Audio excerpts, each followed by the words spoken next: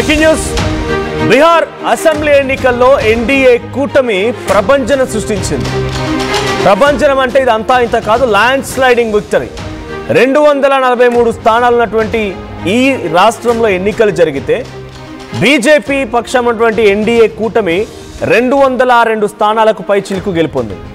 ఇక సుమారుగా మెజార్టీ స్థానాల్లో పోటీ చేసినటువంటి ఆర్జేడీ ఆ పార్టీ కేవలం 34 స్థానాలకు పరిమితమైంది. అంటే అన్ని కలిపి ఇండీ బ్లాక్ మొత్తం కలిపి 34 స్థానాలకు పరిమితమైంది.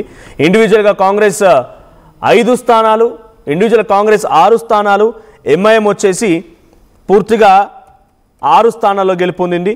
సో ఈ అసెంబ్లీ ఎన్నికలు నిజంగా చాలా రసవత్తరంగా జరిగాయి. సో ఎప్పుడు కూడా బీహార్ చరిత్రలో ఇంతటి స్థాయిలో ల్యాండ్ స్లైడింగ్ విక్టరీ కనిపించిన దాఖలాలు లేవు. సో ప్రజెంట్ ఇప్పుడు ముఖ్యమంత్రి అభ్యర్థి ఎవరన్న దానిపైన ప్రధానంగా చర్చ జరుగుతోంది. సో ప్రధానంగా ముఖ్యమంత్రి అభ్యర్థి ఎవరన్న దానికంటే ముందు ఇండివిజువల్గా పార్టీకి సంబంధించి మనం చూస్తే బీజేపీ 89 స్థానాల్లో గెలుపొందింది, జేడీయూ 85 స్థానాల్లో, ఆర్జేడీ ఇండివిజువల్గా సింగిల్ పార్టీగా 25 స్థానాల్లో, ఇక ఎల్జేపీఆర్వి 19, Indian national Congress 6, MIM 5, హెచ్ఏఎంఎస్ 5 and ఇతరులు వచ్చేసి 9 స్థానాల్లో. సో ఇలా ఆ పార్టీలు గెలుపొందాయి. సో మీకు ఎన్డీఏ కూటమి పక్షానికి సంబంధించి మనం పరిశీలిస్తే దాంట్లో అత్యధికంగా స్థానాలు గెలుపొందింది ఎన్డీఏ. సో ఎన్డీఏ వచ్చేసి 203 స్థానాల్లో, అటు ఆర్జేడీ ప్లస్ ఇండీ బ్లాక్ కాంగ్రెస్ అన్నీ కలగలిపితే 34 స్థానాలు, ఇతరులు వచ్చేసి 6 స్థానాలు. సో ల్యాండ్ స్లైడింగ్ విక్టరీ అని చెప్పాలి. సో ల్యాండ్ స్లైడింగ్ విక్టరీతో ఎన్డీఏ కూటమి ఇక్కడ ఘన విజయం సాధించింది. ఇందాక మీకు చెప్తున్న సమయంలో నేను ఇండివిజువల్గా పార్టీస్ గురించి పర్టికులర్గా మెన్షన్ చేసే ప్రయత్నం చేశాను. బికాజ్ ఇక్కడ సింగిల్ లార్జెస్ట్ పార్టీగా అత్యధిక సీట్లు సాధించింది బీజేపీ పార్టీ, 89 సీట్లు. సరిసమానంగా పోటీ చేశాయి. నితీష్ కుమార్ అండ్ బీజేపీ సరిసమానంగా పోటీ చేస్తే అత్యధిక స్థానాలు గెలుపొంది బీజేపీ. ఇప్పుడు ముఖ్యమంత్రి అభ్యర్థి ఎవరు అనే దానిపైన నితీష్ కుమార్ని పక్కన పెట్టబోతున్నారట. నితీష్ కుమార్ని పక్కన పెట్టే అవకాశాలు ఎక్కువగా ఉన్నాయి. నితీష్ కుమార్ స్థానంలో ఈ చిరాగ్ పాస్వాన్, యంగ్ లీడర్ చిరాగ్ పాస్వాన్ పేరు తెర మీదకి వచ్చింది. సో నితీష్ కుమార్ని పక్కన పెట్టడానికి గల ప్రధాన కారణం ఆయన 2005 నుంచి ముఖ్యమంత్రిగానే ఉన్నారు. 20 ఏళ్ల పాటుగా ఆయన ముఖ్యమంత్రిగా కొనసాగారు. సో ఆయన 9 సార్లు ముఖ్యమంత్రిగా ప్రమాణ స్వీకారం చేశారంట. సో 9 సార్లు ముఖ్యమంత్రిగా ప్రమాణ స్వీకారం చేసిన ఆయన వయసు కూడా దాదాపుగా ఆల్మోస్ట్ ఆల్ ఒక బిగ్గెస్ట్ వయసు కూడా ఆయనకి వచ్చేసింది. సో ఈ నేపథ్యంలో నితీష్ కుమార్ని కొంత పక్కన పెట్టి ఆయన కేంద్ర మంత్రిగా ప్రమోట్ చేసి 74 ఏళ్ల వయసు, నితీష్ కుమార్కి 74 ఏళ్ల వయసు. సో ఆయన స్థానంలో ఒక యంగ్ లీడర్కి, దళితుడికి అవకాశం ఇచ్చినట్టు అవుతుంది. కాబట్టి చిరాగ్ పాస్వాన్కి అవకాశం ఇవ్వాలి అనే రకంగా ఆలోచిస్తోంది. ఆయన ఎన్డీఏలో కూడా చాలా కీలకమైన రోల్లో ఉన్నాడు. సో లోక్ జనశక్తి పార్టీ ఇందాక నేను చెప్పినట్టుగా ఎల్జేపీఆర్వి 19 స్థానాలు. సో ఎల్జేపీఆర్వి 19 స్థానాల్లో గెలుపొందింది. సో ఆయన ఎన్డీఏ కూటమిలో కీలకమైన భాగస్వామిగా కూడా ఉన్నారు. సో ఆయనకు అవకాశం కల్పించాలని ఒక ఆలోచన బీజేపీ పార్టీ చేస్తోందట. లేదంటే బీజేపీలో విత్ ఇన్ ద పార్టీలో ఇంకెవరన్నా ఉన్నారా అనేది ఆలోచించాల్సి ఉంది. కానీ ప్రస్తుతానికైతే చిరాగ్ పాస్వాన్ పేరు తెర మీదకి వచ్చింది. సో ప్రస్తుతమైన ఫుడ్ ప్రాసెసింగ్ ఇండస్ట్రీకి కేంద్ర మంత్రిగా కూడా ఉన్నారు. ప్రస్తుతం కేంద్ర మంత్రిగా ఉన్నటువంటి చిరాగ్ పాస్వాన్, ఆయన తండ్రి కూడా చాలా పెద్ద ఎత్తున రామ్ విలాస్ పాస్వాన్, ఆయన చాలా కీలకమైన పొలిటీషియన్. సో బీహార్లో చాలా కీలకమైన పొలిటీషియన్. సో అటువంటి సిచ్యువేషన్లో చిరాగ్ పాస్వాన్కి ఇక్కడ ముఖ్యమంత్రిగా ప్రమోట్ చేయాలని అటు మోదీ ఆలోచిస్తున్నట్టు తెలుస్తోంది.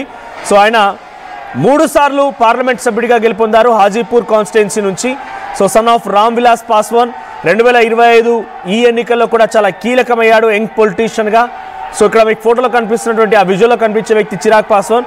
సో చిరాగ్ పాస్వాన్కి అవకాశం కల్పించాలని ఒక ఆలోచన ఎన్డీఏ కూటమి చేస్తున్నట్టు తెలుస్తోంది. నితీష్ కుమార్కి కేంద్ర మంత్రిగా ప్రమోట్ చేయాలనుకుంటోంది. సో ఈ నేపథ్యంలోనే కొంత బీహార్లో ఉత్కంఠ రేపుతోంది. మహారాష్ట్ర ఈక్వేషన్ని తీసుకోవాలనుకుంటుంది. కానీ మహారాష్ట్ర ఈక్వేషన్ డైరెక్ట్గా మహారాష్ట్రకు సంబంధించినటువంటి బీజేపీ గత ముఖ్యమంత్రి అభ్యర్థి దేవేంద్ర ఫడ్నవీస్కి అవకాశం కల్పించారు. కానీ ఈసారి ఇక్కడ బీజేపీలో అంత ప్రామినెంట్ లీడర్స్ ఉన్నారా అంటే చూడాలి మరి ఏం జరుగుతుందో. కానీ as of now Chirag Paswan పేరు తెర మీదకి వచ్చింది. నితీష్ కుమార్కి మరోసారి సీఎం అయ్యే అవకాశాలు చాలా తక్కువ కనబడుతున్నాయి. అది వయసు రీత్యా కానివ్వండి, అట్ ది సేమ్ టైం ఆయన కొంత రిస్ట్ కేంద్ర మంత్రిగా ప్రమోట్ చేయాలనుకుంటున్నారు. ఆయన్ని ముఖ్యమంత్రిగా చిరాగ్ పాస్వాన్కి అవకాశం కల్పిస్తే దళితుడికి అవకాశం ఇచ్చినట్టు అవుతుంది. అట్ ది సేమ్ టైం ఒక యంగ్ లీడర్కి అవకాశం ఇచ్చినట్టు అవుతుంది కాబట్టి ఆయన పేరు తెర మీదకి వస్తోంది. సో బీహార్లో కూడా మహారాష్ట్ర ఫార్మాని ఇంప్లిమెంట్ చేయాలన్న ఆలోచన చేస్తున్నప్పటికీ మరి విత్ ఇన్ ద పార్టీలో బీజేపీలో ఎటువంటి ప్రామినెంట్ లీడర్స్ ఉన్నారో చూడాలి. సో తెరపైకి డిప్యూటీ సీఎం పేరు సామ్రాట్ చౌదరి పేరు తెర మీదకి వచ్చింది. ఇక నితీష్ కుమారే మా సీఎం అని సోషల్ మీడియాలో జేడీయూ పెద్ద ఎత్తున వైరల్ చేస్తున్నప్పటికీ కొన్ని నిమిషాల తర్వాత ఆ పోస్ట్ డిలీట్ చేశారు జేడీయూ. సో అటు వైరల్ అయింది, అంతలో డిలీట్ చేయడం, ఇవన్నీ కూడా అనేక అనుమానాలు తావిస్తూ ఉన్నాయి. సో నితీష్ కుమార్కి కొంత గుడ్ బై చెప్పినట్టే కనబడుతోంది. So as of now Bihar CM అనేటువంటి పేరు వచ్చినప్పుడు ఎవరు తెర మీదకి వస్తున్నారు? బీహార్ సీఎం అనే దాంట్లో నితీష్ కుమార్ ఒకరు, ఆ తర్వాత చిరాగ్ పాస్వాన్, రెండు పేర్లు తెర మీదకి వస్తున్నాయి. So who is expected as a CM of Bihar అని మనం సెర్చ్ చేసినప్పుడు చాలా పేర్లు తెర మీదకి వస్తున్నాయి. దాంట్లో బీజేపీ నుంచి కొన్ని పేర్లు వినపడుతున్నాయి. చిరాగ్ పాస్వాన్ పేరు వినపడుతోంది. సో జేడీయూ నుంచి నితీష్ కుమార్ పేరు, సో ఆ తర్వాత అటు చిరాగ్ పాస్వాన్ పేరు ఎల్జేపీఆర్బీ నుంచి, ఆ తర్వాత బీజేపీ నుంచి మరికొంతమంది పేర్లు, ఇలా రకరకాల పేర్లు వినపడుతున్నాయి. ప్రధానంగా వినిపించేది మాత్రం చిరాగ్ పాస్వాన్ అండ్ నితీష్ కుమార్ మధ్యనే పోటీ ఉండబోతుంది. ఇక జేడీయూకి సంబంధించి అటు నితీష్ కుమార్ ఎక్స్పెక్ట్ చేస్తుంది ఏంటంటే 9 సార్లు ముఖ్యమంత్రిగా ప్రమాణ స్వీకారం చేశాను, సుమారుగా 20 ఏళ్ల పాటుగా ముఖ్యమంత్రిగా పనిచేశాను, నేను మరొకసారి ముఖ్యమంత్రిగా ప్రమాణ స్వీకారం చేస్తే రికార్డుల్లోకి ఎక్కుతాడు. 10 సార్లు ముఖ్యమంత్రిగా ప్రమాణ స్వీకారం చేసినటువంటి వ్యక్తిగా రికార్డుల్లోకి ఎక్కుతాడు. ఎందుకంటే గత 5 ఏళ్లలోనే ఆయన ముందుగా బీజేపీతో కలిసి ముఖ్యమంత్రిగా ప్రమాణ స్వీకారం చేశాడు, ఆ తర్వాత తేజస్వి యాదవ్తో కలిసి ముఖ్యమంత్రిగా ప్రమాణ స్వీకారం, మళ్ళీ తర్వాత బీజేపీతో కలిసి మళ్ళీ ముఖ్యమంత్రిగా ప్రమాణ స్వీకారం. అంటే ఒక్క టర్మ్లోనైనా 3 సార్లు ముఖ్యమంత్రిగా ప్రమాణ స్వీకారం చేశారు. ఇట్లా 9 సార్లు ప్రమాణ స్వీకారం చేశారని 20 ఏళ్లలో ముఖ్యమంత్రిగా ఉన్నప్పుడు. సో ఇప్పుడు మళ్ళీ ఆయన ముఖ్యమంత్రిగా 1 ఏడాది సమయం ఇచ్చినా పర్వాలేదు నాకు, కానీ నేనే ముఖ్యమంత్రిగా ఉండాలనేటువంటి ఒక ఆలోచన ఆయన చేస్తున్నట్టు అర్థమవుతోంది. సో ప్రస్తుతానికి ఎన్డీఏ మాత్రం ఇక్కడ ఘన విజయం సాధించిందని చెప్పాలి. కానీ పూర్తిగా ఇంత ఘోరాతి ఘోరంగా అపజయాన్ని ఎదుర్కొంటుందనేది కాంగ్రెస్ పార్టీ కూడా ఇక్కడ బహుశా భావించి ఉండదు. సో 45 స్థానాల్లో పోటీ చేస్తే కేవలం 6 స్థానాల్లోనే కాంగ్రెస్ పార్టీ గెలుపొందిన పరిస్థితి. సో అత్యధిక స్థానంలో ఆర్జేడీ గెలుపొందింది. ఆ తర్వాత ఇక్కడ ఓటింగ్ పర్సెంటేజ్ చూసినా, ఓట్ షేర్ చూసినా కూడా మీరు గెలిచినటువంటి స్థానాలతో పోలిస్తే ఓడిపోయిన ఆర్జేడీకి అత్యధికంగా ఉన్నాయి. సో గెలిచినటువంటి స్థానాల్లో ఉన్నటువంటి ఆర్జేడీకి, ఓడిపోయిన స్థానంలో ఆర్జేడీకి 23% ఓటింగ్ వస్తే, అటు గెలిచినటువంటి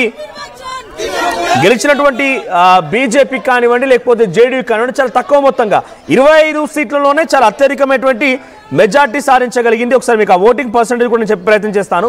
సో ఎటువంటి ఓటింగ్ షేర్ వచ్చింది అనేది.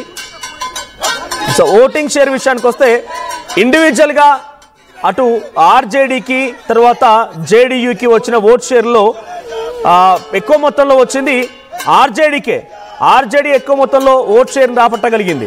సో 23% ఇండివిజువల్గా 23% ఓట్ షేర్ని ఆర్జేడీ రాబట్టు. ఓవరాల్గా ఓడిపోయిన స్థానాల్లో పోలిస్తే ఇక్కడ ఆర్జేడీకి వచ్చినటువంటి స్థానాలు చాలా అత్యధికంగా గెలవకపోయినా కూడా వాళ్ళు ఓట్ షేర్లో మాత్రం అద్భుతంగా చూపించగలిగారు. ఆ ఓట్ షేర్లో అద్భుతంగా చూపించిన రిజల్ట్స్ మనం ఒకసారి పరిశీలిద్దాం. సో ఎన్డీఏ ప్రభంజనం సృష్టించినప్పటికీ